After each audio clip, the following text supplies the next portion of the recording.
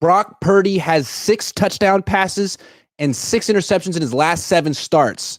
Has the league caught up to him? We'll discuss that and more next on 49ers After Dark.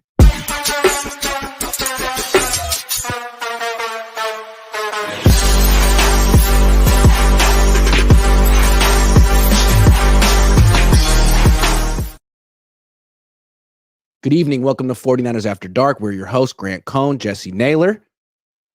Make sure you like the show and subscribe to both of our channels, Last Second Sports and mine. Tomorrow on my channel, we're having a four-man roundtable. Me, Jesse, Coach, and Ryan G. Hensley. So make sure you tune into that tomorrow. But tonight, talking about Brock and whether his stock is down, whether the league is caught up to him. We're going to save that one because that's going to make fans happy. It's what they want to hear. So let's start with something positive, like Kyle Shanahan being 1-9 against the best defensive coordinators in the league. Let's talk about that. Brian Flores among them. Now he's beaten Kyle twice in the last 2 years. You have some interesting numbers. Why don't you share them with the good people? Yeah, I think the number that was floating around last year was Kyle Shanahan in his career is 1-9 against Schwartz. And that's a great stat. But Kyle Shanahan as a head coach is what I care about. And what does it look like recently?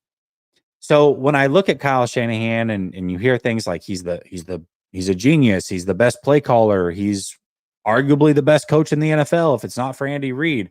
I want to know what he looks like against his counterparts that are the best. And to me, the 3 best defensive coordinators in the league are Schwartz, Spags, and Flores. So what is his record as a head coach against those guys when they've been either a defensive coordinator or a head coach themselves? Kyle's 1-9 since taking over the San Francisco 49ers against those 3. Even worse, he's only averaging 19.9 points a game and has scored more than 23 points just once out of those 10 games. There's something clear. And those 3 defenses are very aggressive. They have a lot of simulated pressure. They give his offense a lot of problems.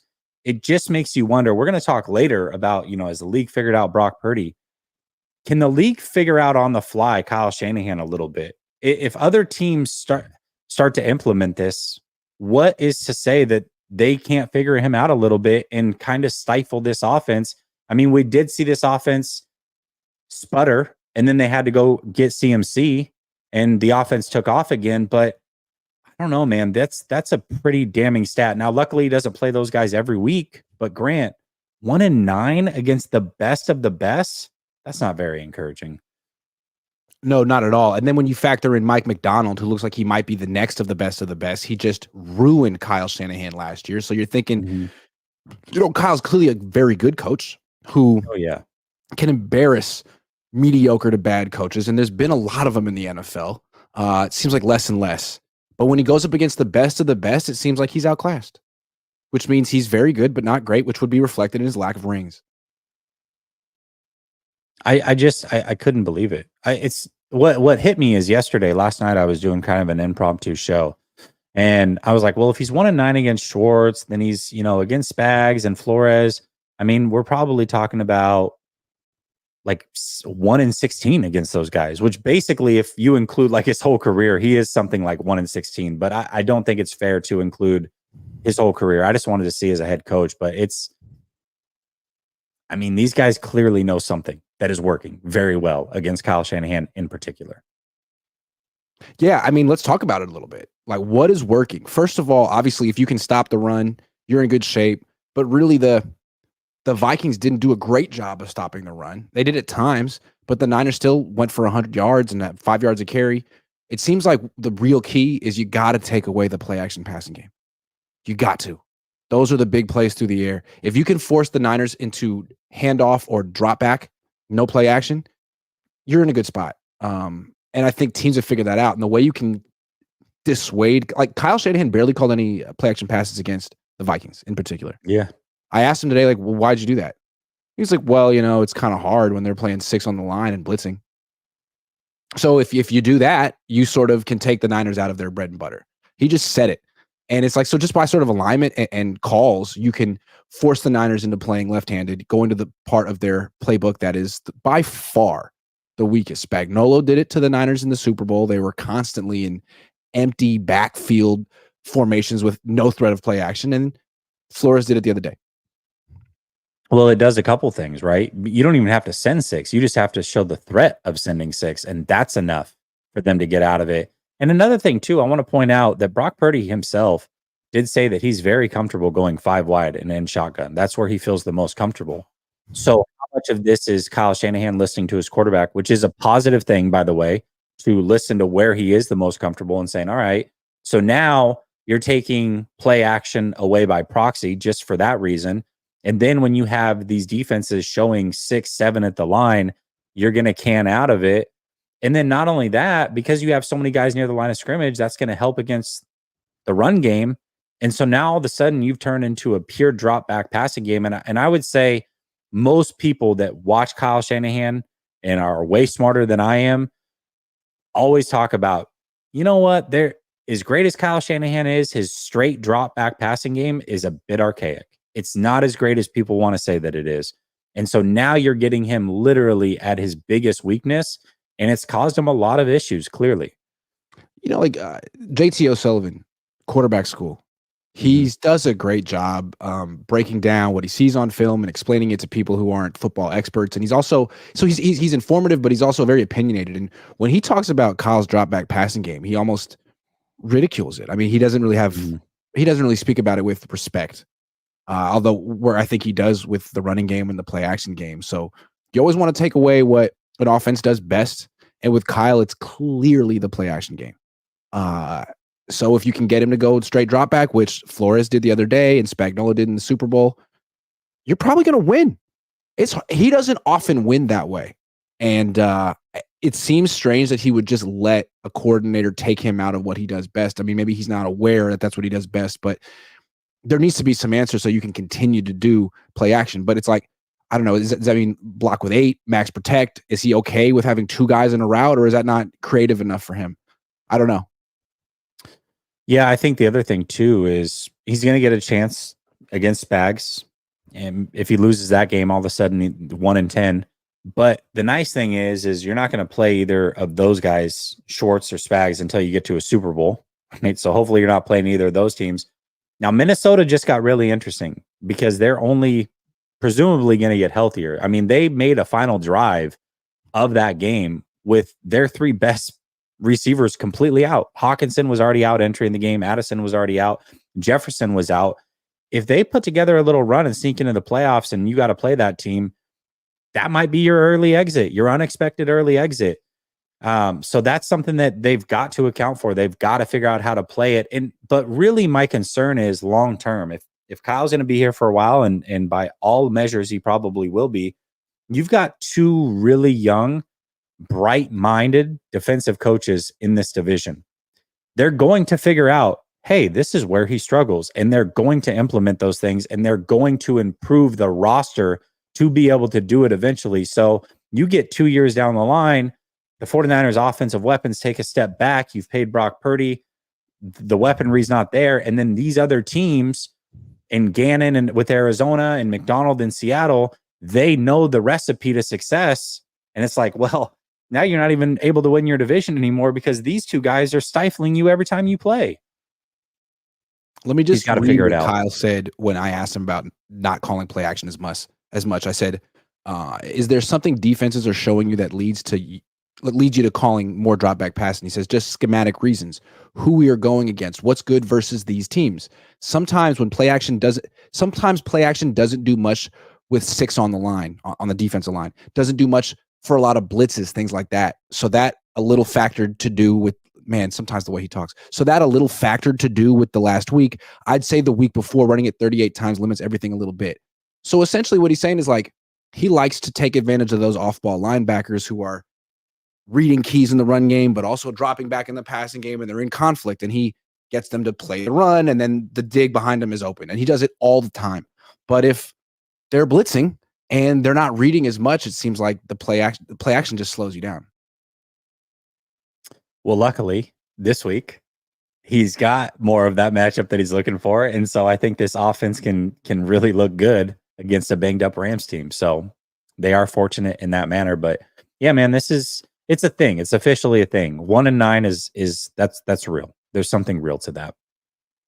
Well, let's look ahead to this upcoming week. Rams, they're decimated by injuries, but they still have a great quarterback, great coach, and they're desperate. They're 0-2. Their season's almost over, and if they lose this game, statistically, it might be over. I don't know what the odds of making the playoffs after starting 0-3 are, but it's probably extremely low. So, it's a must-win game for the freaking Rams. Is it a must-win game for the 49ers? I don't think in a traditional sense it's a must-win game, like you can't make the playoffs. But I've heard you bring this up a few times, and I've certainly brought it up as well over on my channel. The 49ers, yes, everybody points to, well, they've started 3-5 and they've started 2-4, and they have. But those teams also didn't get a much-needed bye week, and those teams didn't make it past the NFC Championship. The only 2 times they've made it to a Super Bowl is when they have had the bye week. So from that standpoint, if you give the Rams life, first of all, a healthy Rams team is a very, very good team. You give them any chance to make the playoffs because of this early season win that they didn't deserve to even be in the game, you're adding another team that can be very, very dangerous and give you problems in the playoffs, for one. For two, you're probably kissing the number 1 seed goodbye, unfortunately, with a horrible loss like this. And number 3, you've got a Seattle team that is 2-0. And you look at the schedule, there's a really good chance they're going to be 4-1 heading into that, maybe 5-0, but most likely 4-1 headed into that Thursday night game on the road in Seattle for the 49ers. And if the 49ers somehow drop that one and are 1-2 in the division with 3 losses, looking up at a Seattle team with only 1 loss, you might not win the division. So I don't think as far as making the playoffs, it's a must win. But as far as actually making it deep and winning a Super Bowl, these wins matter. And you cannot lose to a bad team right now. I mean, the Rams are decimated. This cannot be a loss. It just can't. And I wonder if it's a trap game, because you look at it as like the Rams have no chance. They have none of their good players. There's no way they're going to win. But we kind of wrote off the Vikings too. The Vikings clearly are a much better team than the Rams right now. But the way that the Vikings offense could go down the field at the end against the Niners without Justin Jefferson or Jordan Addison or TJ Hawkinson on the field, and the quarterback being freaking Sam Darnold, like, no offense, but he's a game manager who's just starting to figure out how to not lose games all the time. So that guy with not a lot of talent around him, but basically just a running game and a nice scheme, move the ball against the Niners. So now you have Matthew Stafford with the same scheme, the guy who taught the Vikings the scheme, and nothing around him. Nothing. But if they can run the ball, they have a chance. Look at the Vikings. And they haven't really run the ball yet this year, but the Niners' run defense is suspect. Ty Chandler looked like Bo Jackson. So that's one thing to look at. The other thing I'm looking at in this game is the Rams' defense. It's been so bad, man. And I don't know what their excuse is. They've lost a couple of DBs, but it's just so bad. So even without Debo and Christian, I think the Niners' offense should look good. Yeah, I mean, they should look good enough for sure. Jordan Mason could go for 200. I'm sorry. Go ahead. No, he definitely could. And Kyle Shanahan, we know he's probably going to lean towards Conley. But, man, if you get in a player like Cowing and his skill set, he really could be a difference maker, an absolute difference maker. I think my bold prediction was that he's going to score a touchdown this week, a 60-plus yard touchdown. I think he's plus 700 to do so. So that's, if you want to have some skin in the game. But I think that Jacob Cowing's that explosive and could really help bring some explosion back to the game. And one thing that is a good observation by you when you were talking to Rob earlier, you were talking about how these guys aren't yak monsters and how the 49ers are going to have to win differently. But if Jacob Cowing can be the over-the-top guy, and Ayuk can go back to what he was more in college, where he was a yak guy, you still can have a little bit of that also element in your game. And Kittle, of course. Yes, for sure. Kittle. Yeah. Yeah, I agree. I agree with that. There was something I wanted to say before we moved on. I just lost it. Damn it. It was so good. It was really smart. Ginkgo biloba or whatever that's called. Oh, it'll come back to me. I'm not going to give up on this. It's going to come back to me. Dave Barkley says, love you guys. Long time no see, Jesse. Hashtag trade Kyle. Yeah, super long, man. Too much sauce says for fantasy this week. I'm going to start CMC, Ricky Pearsall, Debo Samuel, and the Michael James. Michael James. What about Carlos Nice. Hyde? Don't sleep He on goes by Carlos. LaMike now. LaMike, just so Oh, you he know. does? Oh, he Yeah. rebranded himself. That's cool. Dave Barclay says, what are we saying? 1-9. Is that going to be us? No, that is Kyle Shanahan against the 3 best defensive play callers in this league. Oh, here's what I wanted to say. Okay. This is important. Sorry, Jacob, Okay. I couldn't let you off the hook on this one. I don't think he should return punts anymore. I'm gonna say that. Oh, I okay. don't think he should. He's explosive, but he really muffed that punt. That was bad. And you're thinking, well, he won't do that again. But that's what Harbaugh was thinking with Kyle Williams. And then he did. You know what I'm saying? You can't mess around with this stuff. And I'm just going to say this today. I'm allowed to say this. I went out to practice. They're practicing. They warm up and stretch. Please Then tell they me Trent go- Taylor is not receiving these. No. It's worse. Okay. So they go up to special teams next drill and they start. It's time to catch punts. Drops the first one. Oh, he dropped the first. Drops the first one. Cowing. No one around him. Oh, he's got I don't know the about this guy, man. He looks like he could be a nice player on offense, but as a punt returner, no. I don't want to. I wouldn't want to lose a game because of that. And if he's not catching it cleanly in practice and he can't do it, he's for sure not going to be able to do it in a game. He's got the yips now. That's not He's good. got the yips. Now I've just seen twice, two, but I mean, damn, that's what more do you need? It only took twice for Kyle Williams never to return a punt again. This is there's a player that I liked who's very similar to Jacob Cowing. And the tiebreaker for me and why I wanted to draft this player over Cowing, and I had this long debate before the draft even started about this. Anthony Gold, receiver out of Oregon State, because he is an elite kick and punt returner. And I felt like he could just come in, plug into that role, and be an immediate difference maker while trying to figure out the rest of his game. Jacob Cowing, I think, is very good, but they're similar stature. Jacob Cowing is not the dynamic punt and kick returner that Gold was. And that for me was the tiebreaker. Now they went with Cowing, probably thought he could do it. And I want him to, but if he's got the yips, man, once you get in your own head with special team stuff, it's the strangest thing. Maybe just plug and play him on offense a little bit, but that's not good. Yeah. So I wanted to just say that about Cowing, but before we wrap up this topic, is this a must-win game?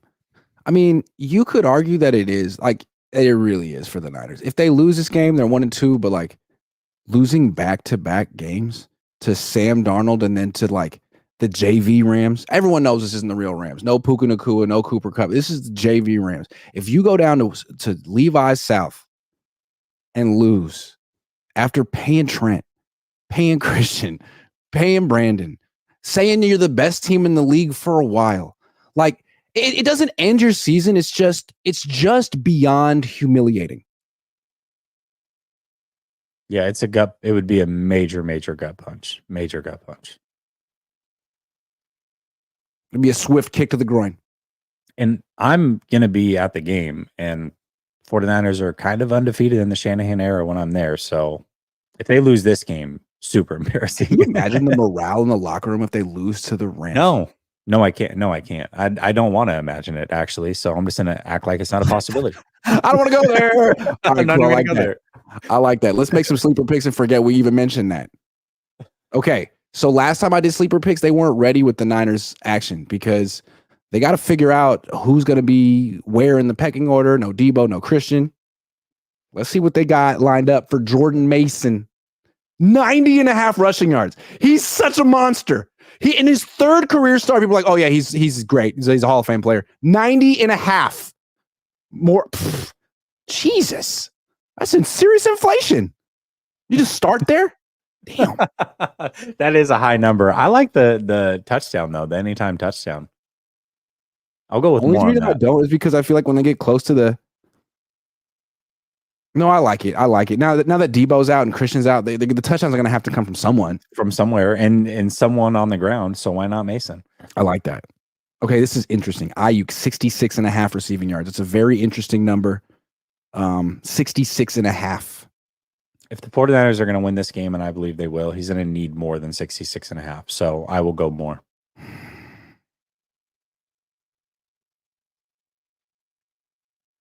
28, 43, 67. I think he's going more. He has to. On a scale of 1 to 10, how confident are you in this one? 9.5. Okay, in that case. I feel really all right. good. In that case, no hesitation. You put it like that. Jake Moody, not interested. George Kittle. What? How did Brock Purdy? What? Wait a second. Oh, the combination is blocked. The combination. Maybe. So you can choose rushing yards. Go to rushing. Yeah, yards. go more. 8.5. Please give me more. Yes. Please run, Brock. You haven't been running. You're playing like Jimmy, and I don't like it. Jawan Jennings, 34.5 receptions, receiving yards, 34.5. It seems so clear that he would, but especially without. I know, but it just no. I'm over obvious. Okay, that's fine. Okay, no, he's absolutely going over in this. If we lose because Jawan Jennings gets everybody, I've remember never been more confident in anything in my life. I still think he's going to outproduce Ayuk. Okay, all right. I do. That's my. But I'm going with more on both of them. Okay. Bosa, Juszczyk, no. Sober, no. Conley, I'd rather let's get a Ram. Man, we'll get to a Ram. I want to load up on this one, then flex it out. George Kittle, 48.5 receiving yards, or an anytime touchdown. See, Kittle, I would say more. When Debo's out, Kittle finally gets featured again. I mean, I don't know. Okay, so the question is I don't think all three are going to go more. So somebody, and I would bet against Ayuk. But you're going to say it's going to be a Kittle. No, you don't like. No, I wanted this to be. So I think Kittle's going to be more and Jawan's going to be less. So let's just say all of them are going to be more and they're going to put up 45. Okay, I love it. Let's do it. No problem. As they should. Okay, DeMarcus Robinson, their number one receiver, 37.5 receiving yards. You have to go over that, right? And they're going to get like 17 targets. Who else are they going to throw it to? Tutu Atwell? Whittington? Colby Parkinson? I don't even know it. Colby. Colby. Is Ben Skoranek still on the team? No, he's not. Jordan Whittington had 0 yards in the last game. None. No, touchdowns. Excuse me, Raj had 22. He had 22 last game. Watch out for Jordan. DeMarcus. No, he's got to have more. I'm saying more on DeMarcus. Okay. Yeah. All right, let's go more. But what about Stafford? And that's the last one. What? You can't do the combination. All right. Let's go interceptions. Sure throwing a pick. Yeah, let's go more on the interceptions. Sure throwing a pick. All right, I like these picks. These are great picks. Okay, last one. Kyron Williams. We got to get an eighth. Can you do 8? I think you can do 8. Maybe not. Kyron Williams. More 63.5 rushing yards? I do like that. I do like the 63.5. Yeah. He struggled, but I'll tell you why. They're getting their left tackle back and their right tackle. Okay. And they've got their right guard. This is the healthiest their offensive line has been. So they have 3 of their 5 starters. And Bo Limmer, keep an eye on Bo Limmer. He was drafted this year. I thought the 49ers should have taken him. They decided not to because they went with what's the USC guy that they ended up bringing in? Who'd they draft in like round 5? USC lineman. Kingston. I have no idea. Kingston. 6th round. Yes. He's gone. 6th round. They had Limmer. I have one more pick I want to make. They went with Kingston, and he's starting at center. So go. Oh, interesting. I have one more pick I want to make. What's up? Jake Moody. It's been a field goal fest all throughout the league. Well, how about, why not? I think like anytime you can pick more on a field goal. No! Okay. Let's compromise. Compromise. Okay. Let's take Ayuk off the slip and go with Moody because you're not feeling good about Ayuk. You're not going to take Jennings off. I'm not convicted about that. Okay. I don't want you to be convicted.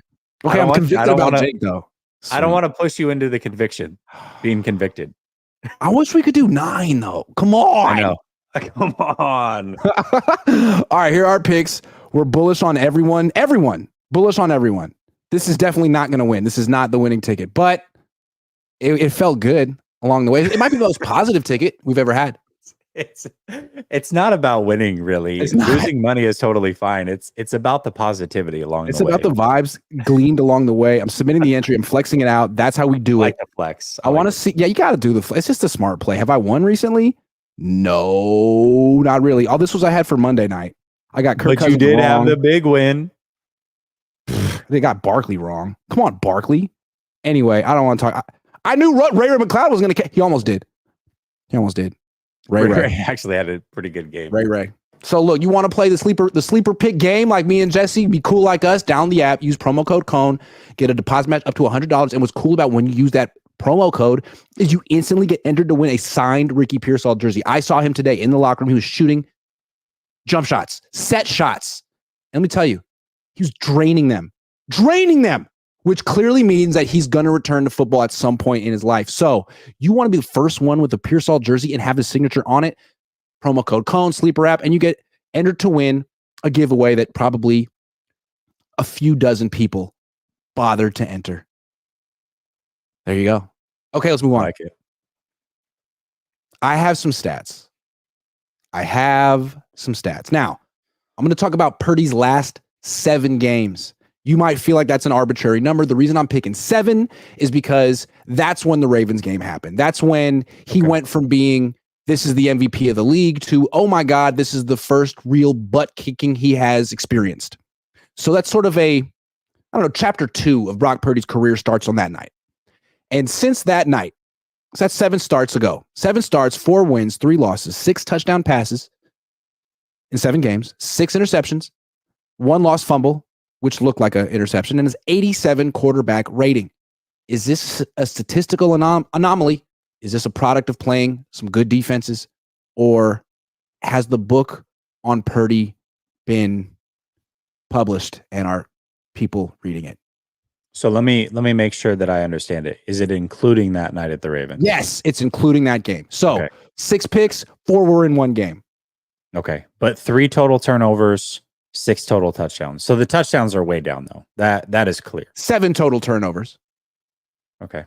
7, 6. But if we take those 4 away, Sure. I'm saying they're in one game. Yes. 3 total turnovers. Big chunk. Yeah. 3 total turnovers, 6 touchdowns in 7 games.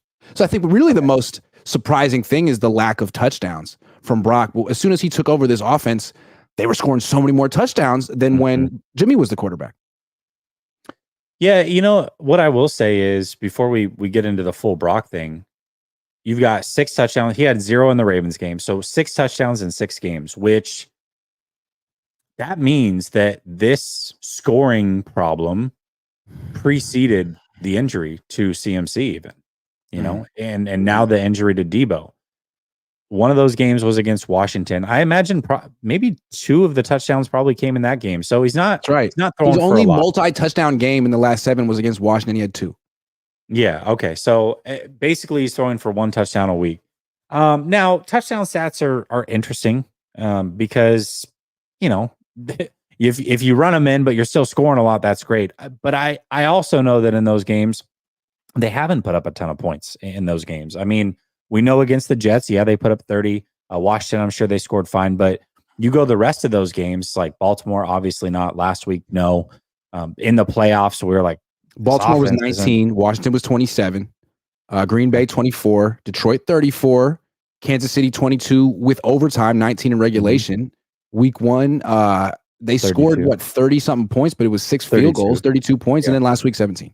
So again, it's really hasn't been the same level of offensive efficiency that they had earlier in the season. Yeah. Okay. So I think both things can be true here. I think the league has caught up to Brock a little bit. Yes. I think that's clear. But is the book out on him? No, not necessarily. I think this is something that most fans should probably expect. All young quarterbacks go through this. They have that dip where it's like they're ahead of the league at some point. Like if they come out on fire, it's like clearly Brock was ahead of the league. And now the league figures you out. Now, normally that happens in year 2, but remember, yes, last year was technically year 2 for Brock, but was it really? Because he had such a short amount of games the first year. It's not like he started week 1. So really, year 2 kind of happened towards actually that game. If you look at it, because he played 5-6 games the year before. By the time he got to the Ravens game, he's basically in year 2 as far as games played. And so, yes, the league now has a book on you and they've caught up. But now it's up to Brock Purdy to know what that book is and throw something at him that they're not prepared for and be over prepared. And so, yes, the book is out. The league has figured him out a bit, but that doesn't mean that it's over forever for Brock. It just means that he now has to counteract whatever they're throwing at him. And I think the cool thing is that Brock has seen enough defenses now to where it's like, okay, I know what I'm looking at. He just can't have a week like last game. The last game was He didn't know what he was looking at last week. He didn't know what he was looking at last week. And I feel like he would admit it. We'll see what he says tomorrow. He kind of did admit it because he told them, hey, your scheme is crazy. Dude. And you just watch him play. Grant, can you remember a time that multiple times in a game that Brock hit his back foot and stood flat-footed in the pocket? Like, I don't know what's going on. He was doing a Jimmy Garoppolo impression, and it was dead on.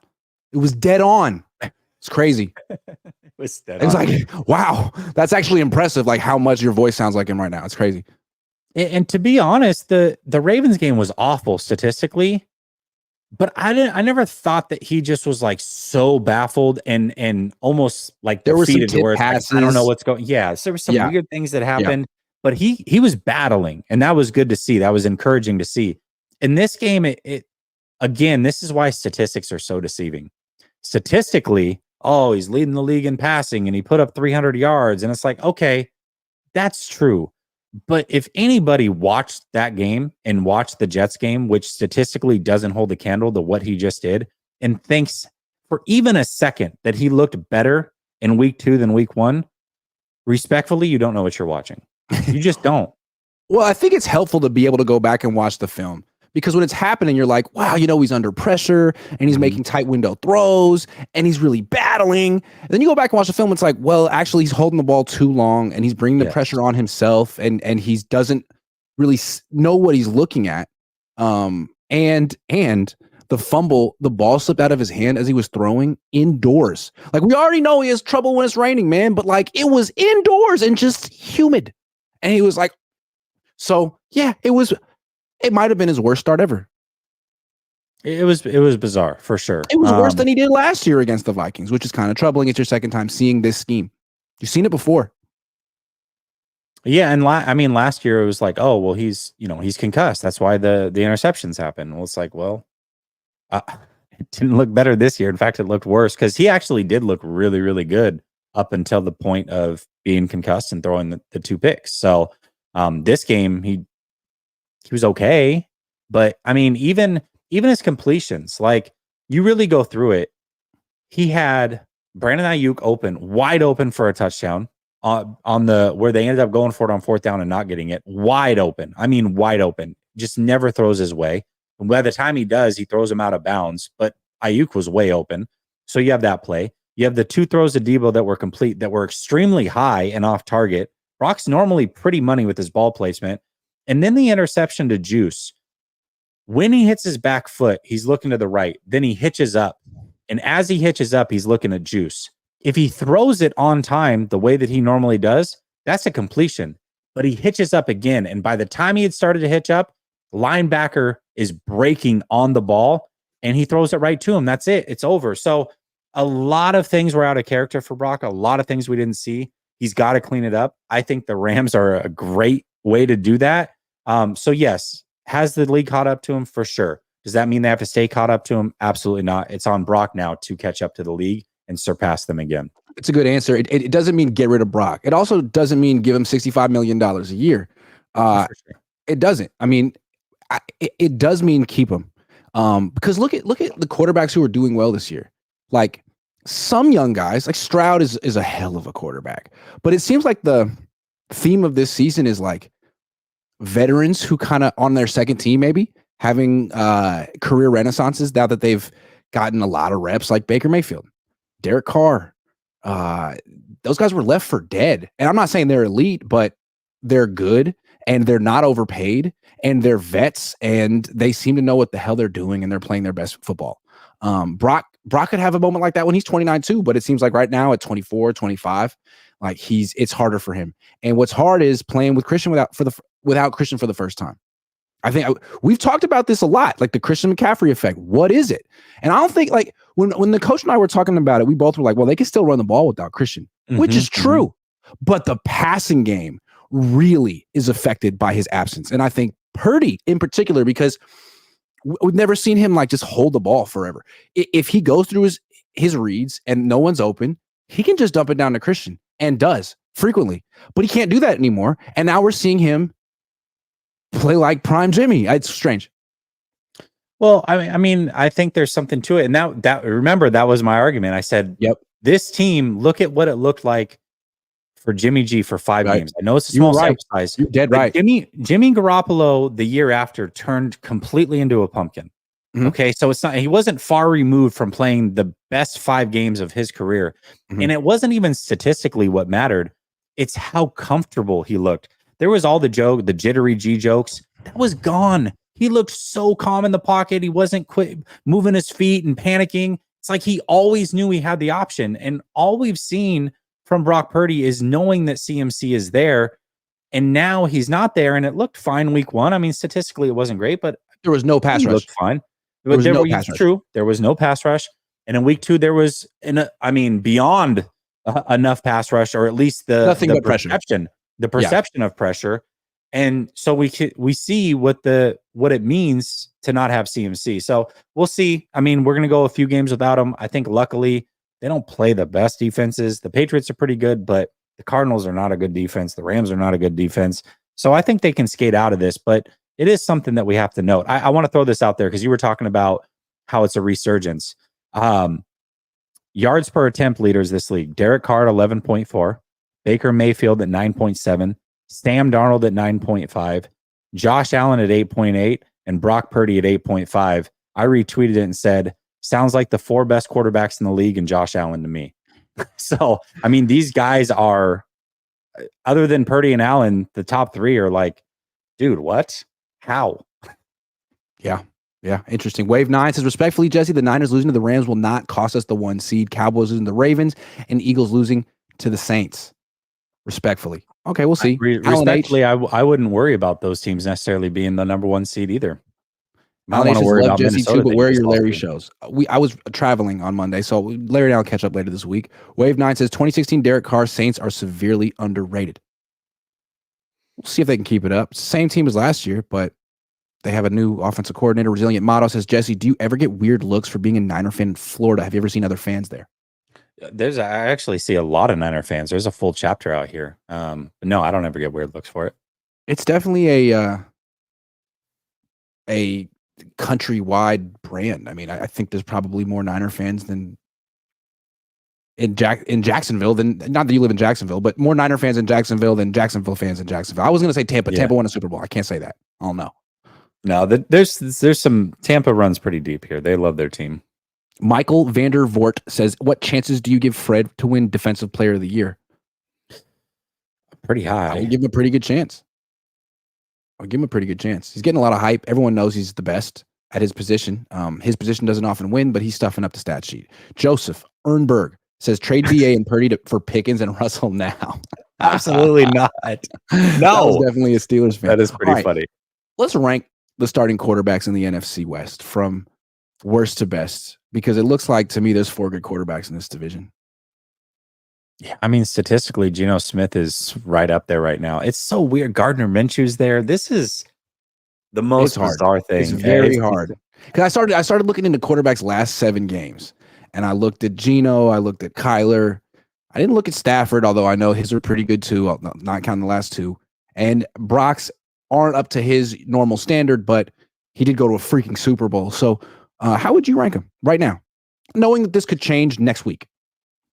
Yeah, I mean, honestly, after 2 games, I don't think I'm going to change what my rankings were entering the season. I still don't fully trust Geno Smith. I think Geno's better than people give him credit for, but better means, I don't know, 14th to 18th in the league, depending on what's going on around him. So I would put him there. I think Kyler is locked in at top 15.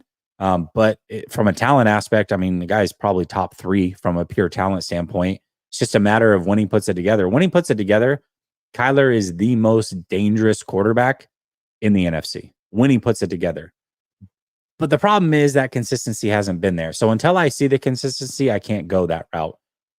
Brock Purdy, to me, what he's done in his short career and showing the consistency, even though talent-wise he's not near what Kyler Murray is, I at least know what I'm going to get from him. Or up until now, up until recently, I've known what I'm going to get from him. If he looks bad against the Rams, I would probably flip-flop those two because it's like, all right, now you're not consistent anymore. But I'll give him the benefit of another week. And then Matthew Stafford is the best quarterback in the NFC. He's a top 7 quarterback in this NFL. I don't really care what anybody says. I get he'll turn the ball over and have some weird things, but Matthew Stafford is clutch. Matthew Stafford has a Super Bowl. There's not a throw that Matthew Stafford cannot make. And Matthew Stafford is extremely tough. Watching him, he was concussed against the Lions last year. His eyes rolled in the back of his head. He looked like he passed out. He popped up and then just torched them the rest of the game. It was absolutely incredible. Matthew Stafford is amazing. So I'll go with Matthew Stafford number 1. Okay, I like your ranking very much. Let me try to do one myself. So I'm going to have to put Geno Smith last, although in his last 7 starts, he has 12 touchdowns, 10 passing, 2 rushing, and 3 picks. So he is he's a good quarterback. He's probably better than Darnold. We just think of him as a bum because he always looks terrible against the 49ers, but the Ravens probably think Brock Purdy's a bum, or the Vikings probably think Brock Purdy's a bum. So you can't necessarily base it all on how he plays against one team. But still, I would say that he's number 4. Number 3, I would put Brock. And again, I don't want to piss anyone off. I think he's a very good quarterback. I would put him at 3. I'm going to put Kyler at 2. And maybe people feel it's too premature. Maybe it is. All right. Here's my argument. Throw out everything he did with Cliff Kingsbury. Just throw that shit out and focus on him coming back last year and playing for Jonathan Gannon and Drew Petzing, as I believe is his name. He's in the Kubiak Shanahan tree. They're running like a standard offense now. And in the last 7 games, which is a totally arbitrary number, last 7 games, 12 touchdowns, 3 picks for Kyler Murray, just like Geno. It's not arbitrary. And the reason it's not for Kyler specifically, maybe it is for Geno or Stafford, whoever. But for Kyler, it's not, because he was coming off of a devastating injury and it took him a few games to get fully back. So for him, it's actually not arbitrary. And he was with the new offensive coordinator as well. He was trying to learn that. So I don't think that's an arbitrary number for him specifically. Not to talk too much about Kyler, because Niner fans for sure don't care. But the way I see about it is, like, when he had DeAndre Hopkins in his prime, he was putting up numbers and they were winning. Even with Cliff Kingsbury, who's awful. He's the offensive coordinator for Washington right now. And I think they're throwing like 38% of their passes behind the line of scrimmage. So Cliff Kingsbury, his whole offense is throwing the ball sideways. And I don't get it, because Kyler has a freaking cannon. So now he's in an offense where he's allowed to throw the ball down the field and it looks good. He also has a wide receiver who can get down the field in Marvin Harrison Jr. And so far it looks good. So I admit I may be jumping the gun, but if you watch what he did last week against the Rams, there are so many plays where you're like, I don't know how many other guys could do that. I don't know how many other guys could do that. Not just Purdy. I don't know if Stafford could do that. Like, No. That's what I'm saying. He's the most talented in the NFC. I think if you were to poll coaches, defensive coordinators throughout the league and say, who is harder to game plan for, Kyler or Brock? I think the unequivocal, probably it might be like 32-0 on this. They would be like, yeah, Kyler. That doesn't necessarily make him the better quarterback. And I respect where you're going. He's for sure the better athlete. I got to see it more. But as far as like striking fear in somebody's heart, Kyler Murray is up there with Lamar, Allen, and Mahomes. Like, it's those 4 guys. But can you do it consistently? That's the hard part.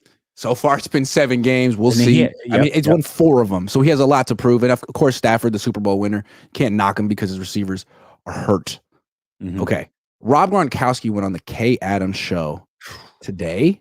And I love him and Tom Brady because, like, they can be so candid. They're the GOATs. They've won a bajillion Super Bowls. They could say whatever they want about any player, any coach, and those players have to take it and say, yeah, we love Rob, even though that really hurt. So why don't you tell people what Rob said about the Niners? Man, so Rob was on the Kay Adams show and he was asked about Brock Purdy. And he quickly answered, the question was, do you think Brock Purdy, essentially, like, is he as good as people think? And can he prove himself over this few game stretch without Debo and CMC? And he's like, yeah. But he quickly brushed that question off and went into in depth what is going on with the 49ers. And he's like, I don't understand it. This is the most talented team in the league. They've got weapons upon weapons upon weapons. Even without Debo and CMC, they've got more than enough to be explosive.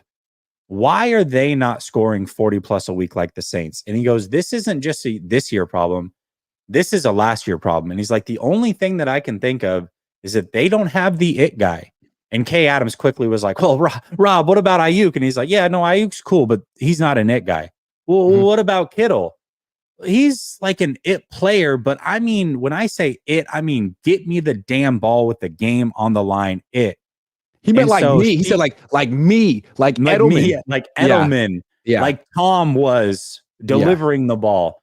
And he basically, and she, it was so funny, bless her heart, because she was really like trying to, are you sure that you want to go down this path? But what about this player? Or what about CMC? Or what about Debo? And he was like, no, these guys are not it players, because if they were, with a coach like that, with the talent that they have, they would have won and they would be dominating the league. There shouldn't be a team that can hang with this offense, yet they are, because they're holding themselves back. I just thought it was refreshing to hear an honest opinion from someone that, quite frankly, doesn't give an F.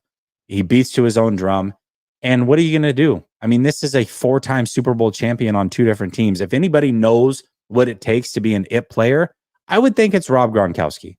And his point was, there's so much talent on this team that it seems like when the game is on the line, they're all looking at each other like, he'll do it. No, he'll do it. Well, he'll do it. Instead of being like, no, I will do it. It's my moment. And what it made me think of, Grant, divisional game a couple years ago against the Green Bay Packers, when the 49ers snuck into the playoffs week 18. It was 3rd and 7. Debo said, give me the ball. I'll go make it happen. And he did. He iced that game on that run. They were able to kick the game-winning field goal and get out of Lambeau with a win. Debo has been that guy in the past. I don't know that he is that guy today. But I thought it was super interesting that Rob is talking about the 49ers in a completely different fashion than anybody else in media. I love that. Absolutely. Christian, I feel like, has some of that in him. Although once he fumbled in the Super Bowl, I feel like he stopped being that guy. He used to demand the ball. And ever since, I mean, after that, you go back and watch his runs after that. He didn't run particularly hard. I don't think he broke one tackle after he fumbled. So, and also your it guy can't be the freaking running back. The running back is not going to get you a Super Bowl trophy. He might get you to the Super Bowl, but I can't remember. I mean, Terrell Davis did it 30 years ago, but it's essentially not going to happen. So Rob's right. Like George Kittle, you see yourself as a Hall of Fame tight end. How have you allowed Kyle Shanahan to overlook you your entire career? Like, you're not going to make it in the Hall of Fame because you didn't say anything about it. And you have like 30 something touchdown catches when you should have 60 or more. So and nothing in the playoffs. He does nothing in the playoffs. Absolutely nothing. And frankly, neither is Ayuk. And Ayuk, he wants the ball. He'll complain when he doesn't get it, but he doesn't demand it. Kind of whines when he doesn't get it, but he doesn't demand it the way an it guy would, the way Julian Edelman did, or Jerry Rice did, or Travis Kelce does, or Antonio Brown would have. So, yeah, I have to agree. And this is coming from someone who's won lots of Super Bowls, not just one, knows what it takes. Well, and again, I think Debo has that mentality because you've seen it, right? Like teams like the Rams or the Eagles that piss him off, he just holds that grudge. But in the Super Bowl, he was the focal point and he didn't produce. I don't know that Debo might have that mentality. I don't know if he can do it though. I don't know if he's good enough anymore to be that guy on the biggest stage. He was given his chance and I'm sure he relished in it, but he got hurt. And then he just was almost a non-factor, even though he got targeted like 11 times. Yeah. So he can't be the it guy. I love the concept, and I'd like to see someone step up and take it. Obviously, it should be Brandon. They're paying him to be that. You get $30 million a year on average, and you can't demand the ball. Like, that's what they're paying you to do. If you want it, you get it. Don't just talk about afterward like, oh, it should have went to me. Don't forget the guy who got you there. Like, nah, say something now. And speak up, because we can't hear you, man. Ever since he got paid, I can't hear him anymore. I can't hear him. Like, yeah. Just doing pretty good. And it's like, what? Huh? Well, I'll tell you, Brandon I'm just a Ayuk. little deaf in this ear. I just can't hear you. Sorry. Brandon Ayuk has to be that guy this year. But if you're going to pay Brock Purdy $60 million, he has to be that guy going forward. That's the truth. Kilo T Dub says, what are the chances Jimmy gets some snaps for the Rams this Sunday? I'm hoping that it happens. I'm not hoping for an injury, but just some circumstance where Jimmy has to play. I want it. Need it. Need it. Food poisoning or something stupid. I need it in my life. I want it in my life. Wave 9 says we're lucky Kyler is on a poverty franchise. What team has fewer fans than the Cardinals? Got to be the Panthers now, right? Who can root for that franchise? What a disaster. That's a good point. Grant, you're not jumping the gun. Swap K1 and Brock. You get in trouble talking Niner fans like that. Well, listen, I will say this. I said that I have Brock ahead of him from a consistency standpoint, but Brock's a lot closer to Kyler Murray's a lot closer to Brock than Brock is to being an actual elite quarterback. I'll say that. Also, statistically, Gino's been better than Brock the last 7 games. Moving on, Kilo TW says we do have an IT guy. Only problem is we do have an it guy. Only problem is he's on defense equals Fred. We gotta agree. We gotta leave in like 1 minute. But I want to say something. Nick Bosa said something today. Okay. Who is he talking about? Aaron Donald. Someone asked him, do you think Aaron Donald could come back and play? Like, no training camp, come out of retirement. He's like, yeah, I'm sure he could. He's good enough to do it. But he said, he played 10 years in the league and got out without being seriously injured. That's kind of the dream. And I was like, what? What was that? Played 10 years in the league, got out. That's the dream. Oh, so he's in year 6. So I'm just throwing that out there. Maybe 4 more years of Bosa, 4 more years of Bosa. I think that's the plan. Oof. Which would get him through his contract, right? That's the dream. Kevin Crittenden says Kyle is the it guy. That's what he wants. Oh, that's a great point. Kyle's not the It's hard to assert yourself when the head coach already has. All right, everyone. Make sure you like the stream, subscribe to the channel, also subscribe to Jesse's channel, Last Second Sports, and tune in tomorrow night, 6:00 for the 4-man front, the only 4-man roundtable featuring me and Jesse and the coach and Ryan. Kind of like the Power Rangers really. Or the Beatles. Oh, okay. Yeah. See you guys. Yeah.